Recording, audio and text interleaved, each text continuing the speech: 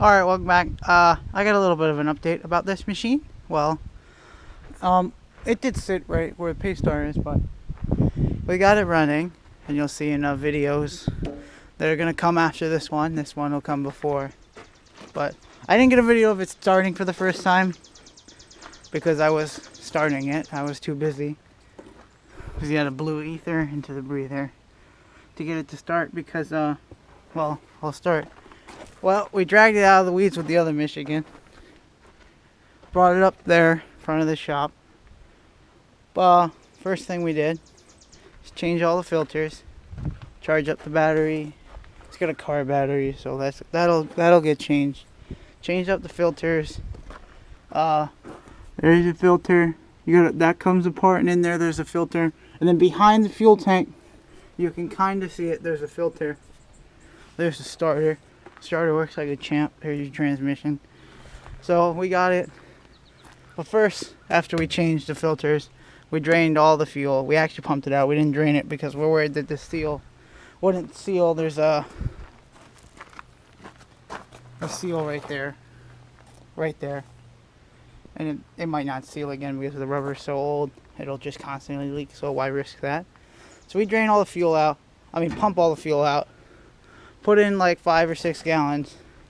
The funny thing about this fuel tank is that this is all tank, but it feeds from back here. So all the crap settles in the bottom. That's a smart idea.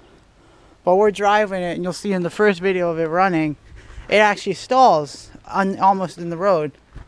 That's because it was out of fuel.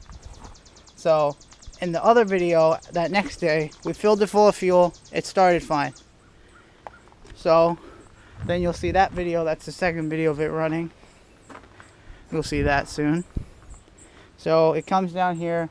He sticks it in the pile for the second time when it's actually running properly after it's cleared up, because it sat for 12 years on a mountain, so it got some age to it. So it started up. It runs fine. It's running decent now. It smokes a lot, but he came and stuck it in the pile. It would curl back fine, but it has no lift power, and that's either pressure relief valves or this leaky son of a bitch right here, the hydraulic box, which divides the power off of your controls, which are right there for boom and bucket. So yeah, it did okay. It'll stick it. You can stick the bucket in, no problem. I greased it that day. All the points took grease, every single one, surprisingly, without a problem, because my grandfather said because they're worn out. You see this right here, that's the brake line. That's been disconnected because all 4 wheel cylinders were bad. These 2 back here, I guess, worked at one point in time because these were connected.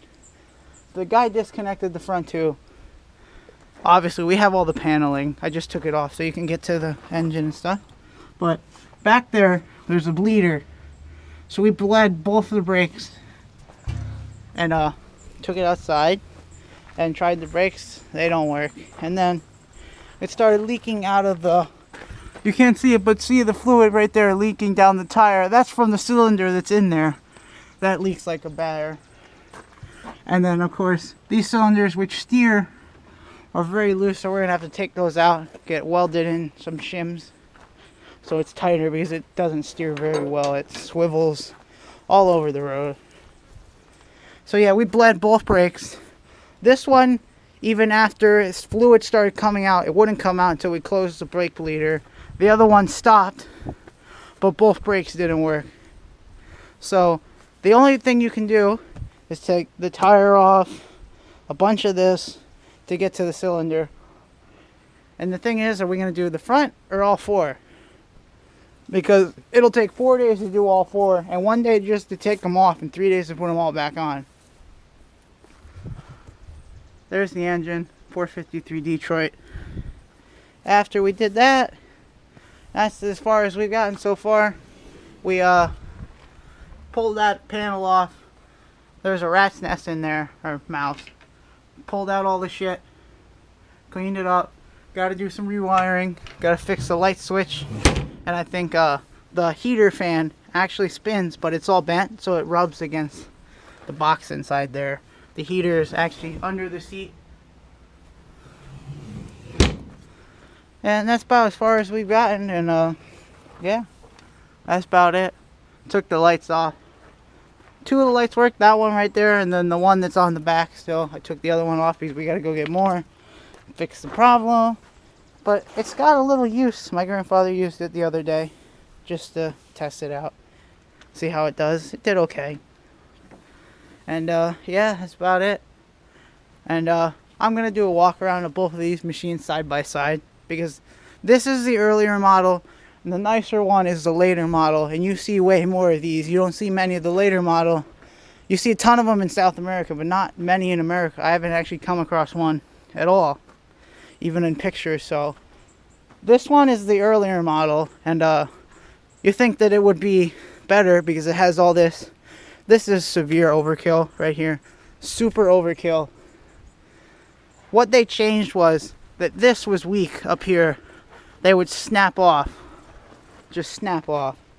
So most of the time on this side, they just snap right off.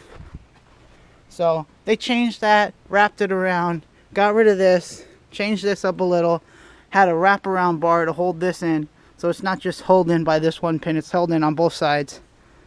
And that's all they really changed between the 2 loader models. Oh, and what else has changed? The high-low lever is under the steering wheel, and the other one is right here on this one. And the throttle linkage is a little different. And the park brake is on that. On this one, it's on the front axle, but on the other one, it's on the transmission, so it goes to both axles. And that's about it.